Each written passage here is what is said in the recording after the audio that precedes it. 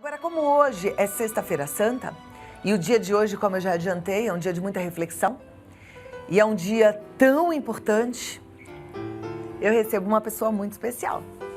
Vem conversar com a gente sobre o verdadeiro significado desta data.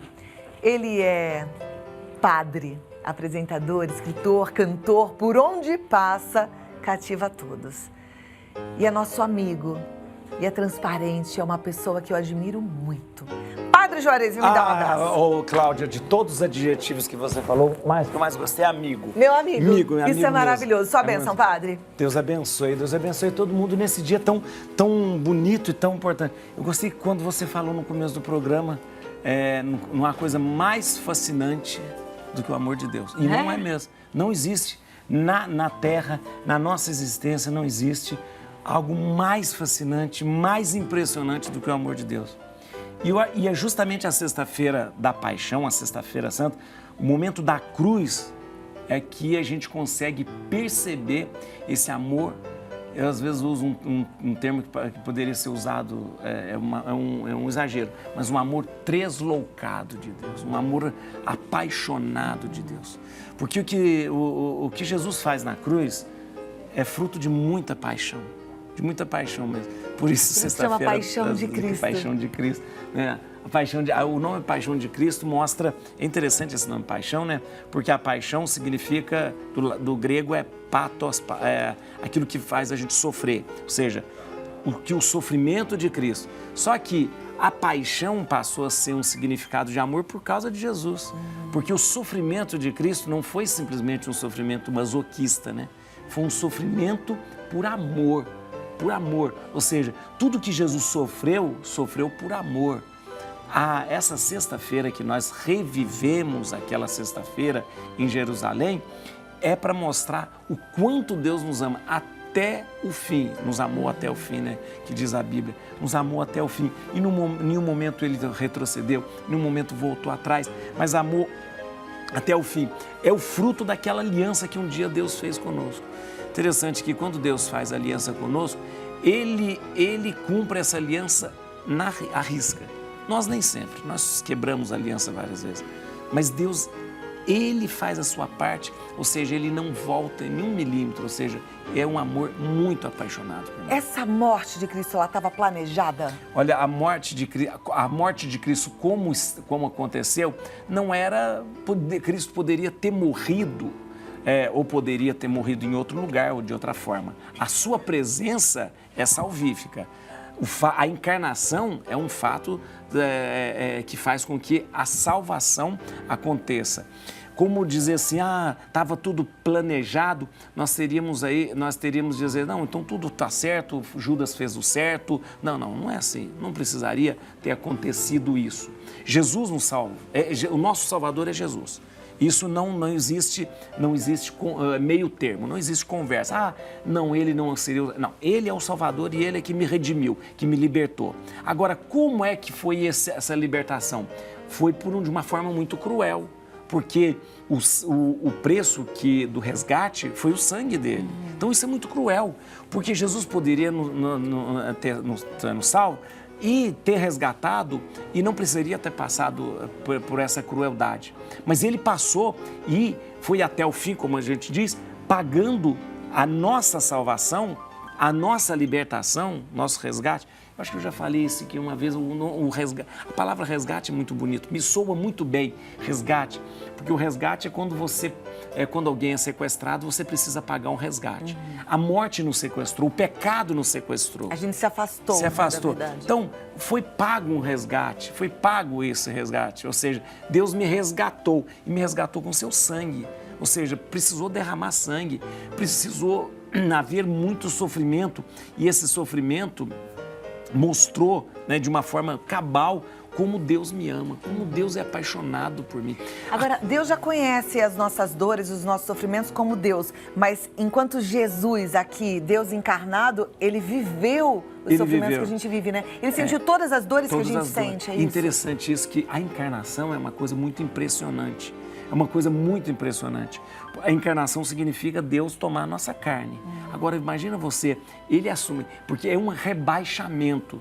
A teologia chama de kenosis, kenosis, kenosis, porque é um esvaziamento, ou seja, ele esvaziou-se da sua divindade, não perdeu a sua divindade, mas rebaixou até nós e passou a sentir dor como nós. Diz a Bíblia que ele foi igual a nós em tudo, menos no pecado, Mas ele sentiu dor, ele sentiu fome, sentiu as nossas necessidades. Um Deus não precisa fazer isso. Mas isso é interessante. Por que Deus faz isso? Porque é a única maneira de eu salvar alguém. Eu preciso estar no mesmo nível para eu salvar alguém, né?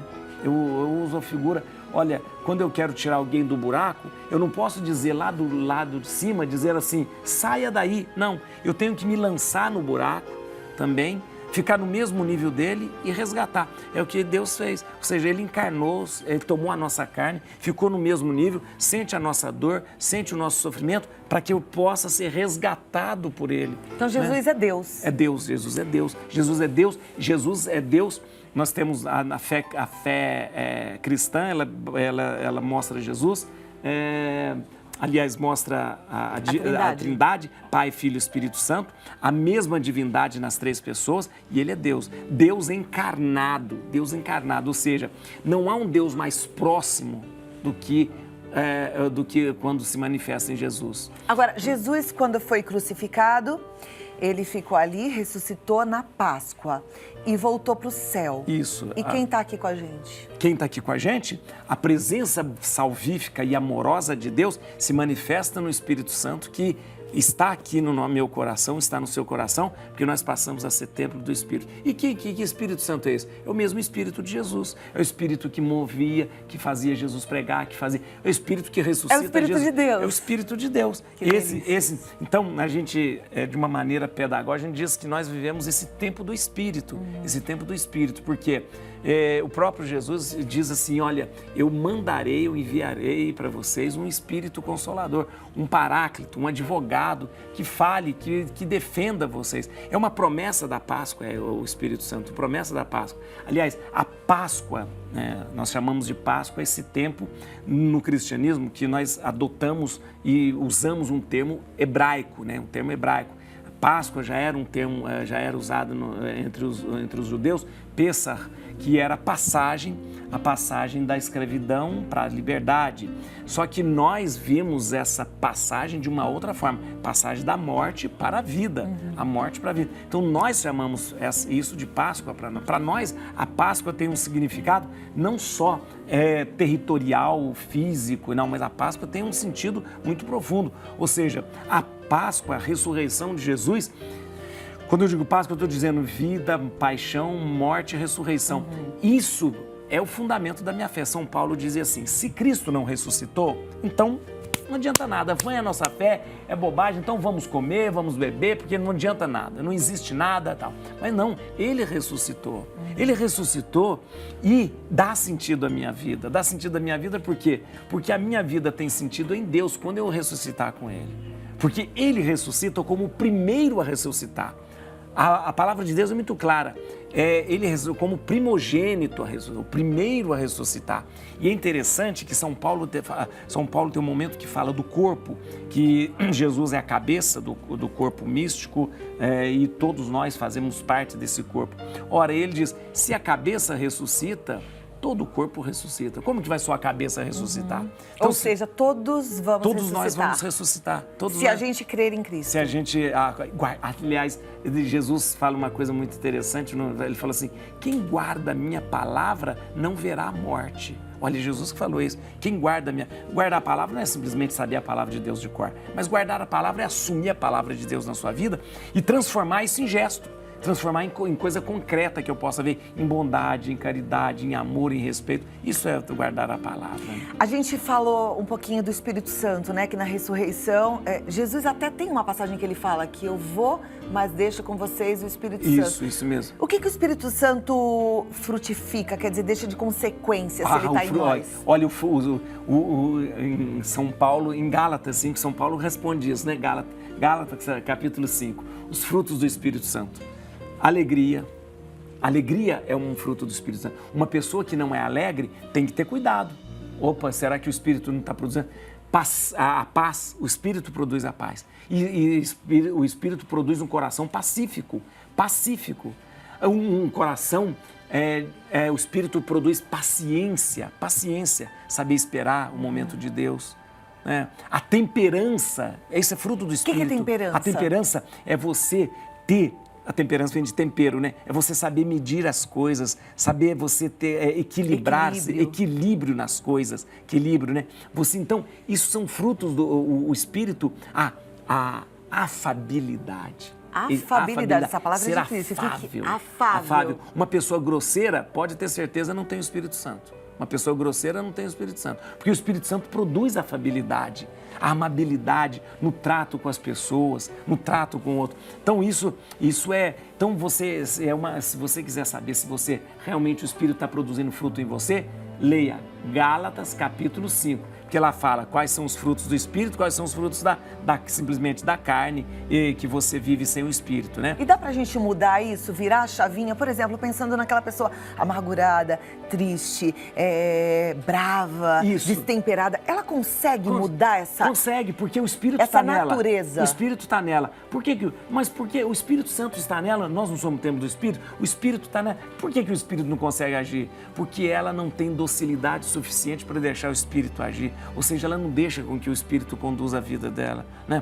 A gente fala assim, o temperamento é uma coisa que a gente nasce. Nós temos temperamento sanguíneo, como Hipócrates falou, temperamento sanguíneo, temperamento colérico, mas a gente pode mudar o temperamento? Diz alguns especialistas que a gente não consegue mudar o temperamento, mas a gente pode controlar pelo Espírito Santo, pela espiritualidade. Aliás, ter espiritualidade é deixar o Espírito agir. Eu lembrei de um versículo que fala nem por força, nem por violência, mas pelo Espírito, Pelo Espírito. Então, o Espírito Santo, ele age na vida da gente. Mas eu primeiro preciso deixar o Espírito agir. A figura do Espírito Santo como fogo é muito interessante. O fogo é abrasador, o fogo modifica, né? Toda vez que a gente precisa de modificar uma substância, a gente usa fogo. A cozinha é assim, né? Quando você tem para cozinhar um alimento, se você quiser mudar a constituição molecular, a constituição atômica até do alimento, você usa fogo e muda. Né? O Espírito Santo muda também a minha vida, o Espírito Santo transforma a minha vida, ele me transforma, né? Ele arrasa aquilo que precisa ser arrasado, queima aquilo que não precisa, por a figura do fogo, né? Queima aquilo que precisa e dá vida à minha vida, porque e o Espírito Santo às vezes está lá, como aquela brasa bem cheia de cinza em cima, então eu preciso chegar e avivar essa convidando mesmo, pedindo em oração, em contrição. O Espírito, nós não... Aí outra coisa, São Paulo é fabuloso, né? Nós não sabemos rezar, nós precisamos que o Espírito reze em nós. Então tem hora que a gente não sabe rezar, então você tem que pedir, pelo amor de Deus, reze em mim, o Espírito de Deus. Então isso, veja só que lindo, isso tudo nós vivemos nesse tempo de Semana Santa, nesse tempo de Sexta-feira da Paixão, amanhã na ressurreição, quando nós tivermos a Vigília Pascal e nós fomos... Tudo isso é para ser novamente vivido. Este reavivar a chama do Espírito na minha vida precisa acontecer nesses tempos fortes. Por isso nós temos esses tempos fortes, Páscoa, Natal, por isso nós temos essas festas maravilhosas. Que lindo tudo isso. A gente tem um minuto para encerrar e eu sei que nesse momento tem gente muito triste. Isso, é verdade. Né? E tem gente muito triste pela crucificação de Cristo e não está conseguindo enxergar que a gente tem um Jesus vivo, um Espírito Santo presente. E tem gente muito triste porque só está vendo seus problemas. Eu queria agora que a gente, nesse um minutinho, pudesse deixar uma palavra. O grande problema nosso é achar que a nossa história, termina na Sexta-feira da Paixão. E não é. A Sexta-feira da Paixão é o meio do caminho. Porque a nossa história, ela termina na ressurreição. Maria Madalena fica desolada, olhando para dentro do sepulcro e chora. E o próprio Jesus aparece para ela e diz Maria, e ela não conhece Jesus, porque ela tem os olhos fixos na morte, no túmulo. Esse tempo da Sexta-feira da Paixão, esse tempo de Páscoa, não é para fixarmos os nossos olhares na morte. Nós vamos olhar para a morte, mas olhando além da morte, que há uma vida e há uma ressurreição. Na nossa vida é assim. Nós não olhamos para a doença somente, nós não olhamos para o problema somente, nós não olhamos para a dor somente, nós olhamos para além. Além significa a vida que renasce, a vida que ressuscita com Jesus. Que lindo. Feliz Páscoa! Ah, Feliz Páscoa. Feliz Páscoa. Não, eu vou lhe dar Feliz Páscoa no domingo, lá em Isso. Barretos. Ah, em Barretos, com a gente uma vai grande tá lá. festa, você vai ter que estar. a gente vai tá lá. E aí, quando encontrar comigo, Padre Juarez, já dá um abração, pede Isso pra mesmo. tirar foto, que a gente gosta, né, Padre? Muito, eu gosto de tirar. Eu gosto também. Retrato é uma coisa comigo mesmo. Retrato né? não, fala retrato, foto. parece que Tá a gente bom, tá velho. Tá bom, né? É melhor falar fotografia. Fotografia. Fala selfie, que fica mais moderno. Selfie, selfie, é. Né? Mas Feliz então, Páscoa. domingo a gente se encontra Tá lá. bom. Muito obrigada. Olha, Deus abençoe a Amém, todos, viu? obrigada. Bom? Eu amei que você Amém. veio. Obrigada, Amém, Padre. obrigado. Tem nada mais precioso do que a gente falar desse significado, desse dia tão especial, tão único, né?